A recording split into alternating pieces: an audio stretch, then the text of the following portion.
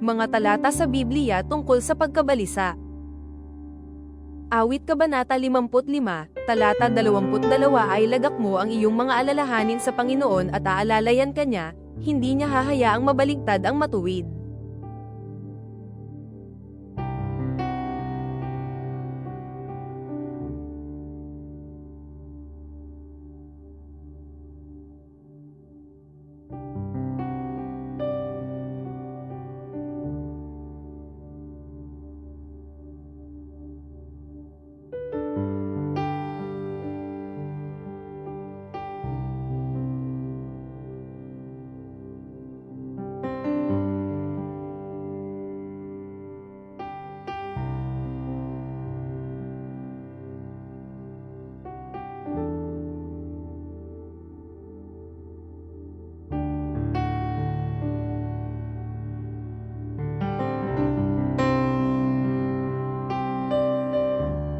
Isayas Kabanata 41, talata 10 Kaya huwag kang matakot, sapagkat ako'y sumasa iyo, huwag kang manglupaypay, sapagkat ako ang iyong Diyos.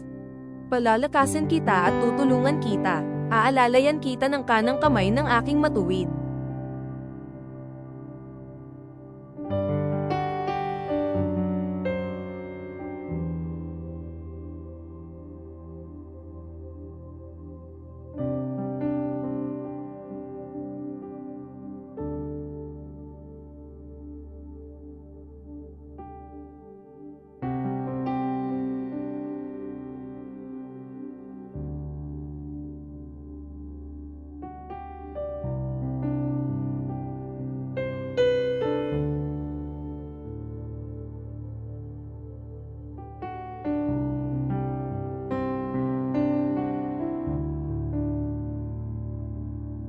Juan Kabanata 14, talata 27 Ang kapayapaan ay iniiwan ko sa iyo, ang aking kapayapaan ay ibinibigay ko sa iyo.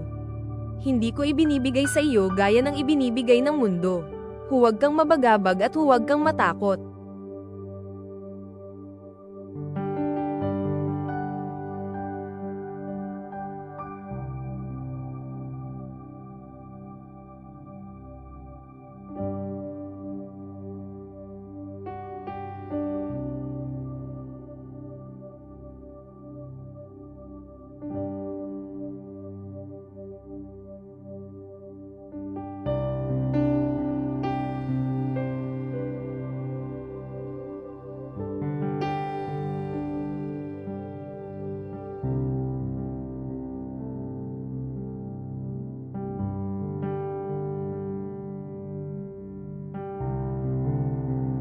Jeremias Kabanata 20, talata 11 Sapagkat nalalaman ko ang mga plano ko para sa iyo, sabi ng Panginoon, mga plano para sa ikabubuti mo at hindi para sa iyo, mga plano para bigyan ka ng pag-asa at isang kinabukasan.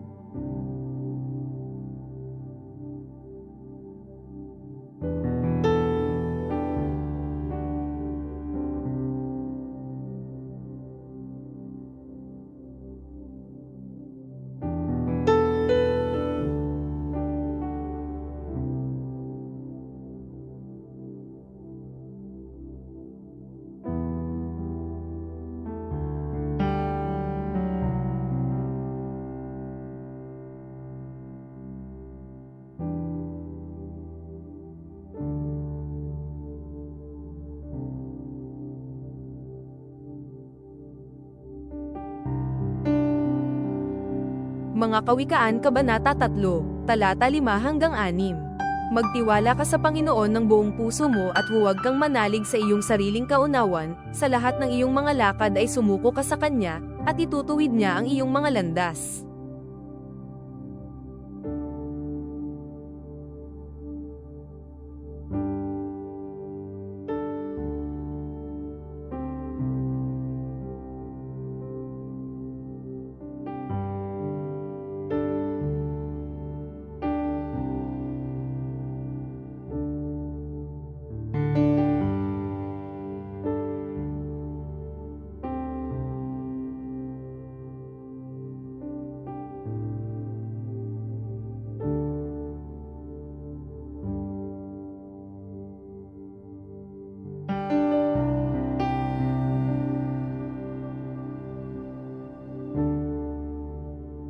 Mga taga-Roma Kabanata 8, talata 28 at nalalaman natin na sa lahat ng bagay ay gumagawa ang Diyos para sa ikabubuti ng mga nagmamahal sa Kanya, na mga tinawag ayon sa Kanyang layunin.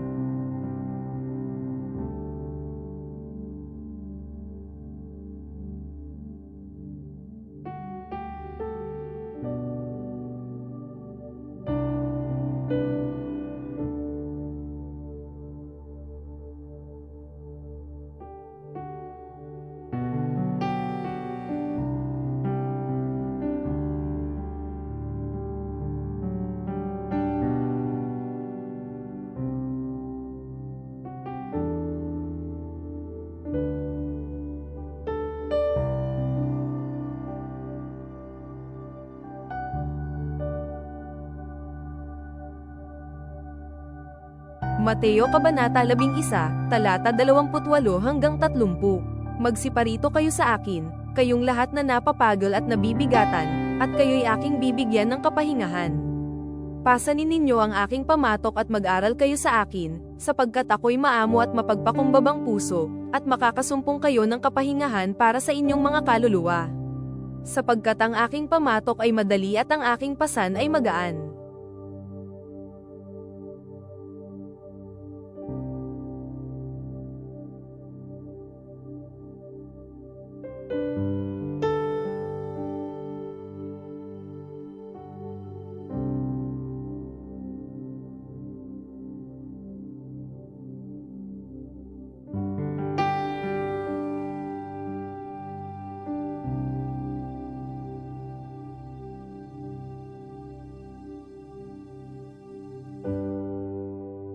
Santiago Kabanata 5, talata 16 kaya't ipagtapat ninyo ang inyong mga kasalanan sa isa't isa at ipanalangin ninyo ang isa't isa upang kayo'y gumaling.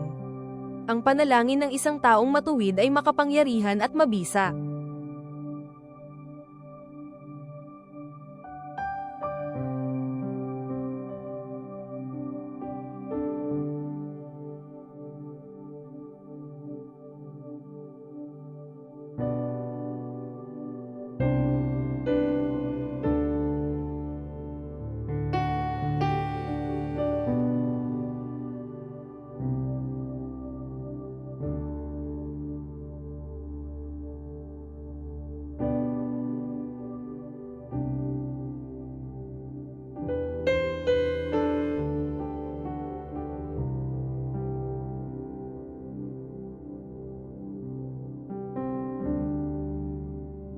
Marcos Kabanata 11, talata 24 kaya't sinasabi ko sa inyo, anuman ang inyong hingin sa panalangin, maniwala kayo na natanggap na ninyo ito, at ito'y magiging sa inyo.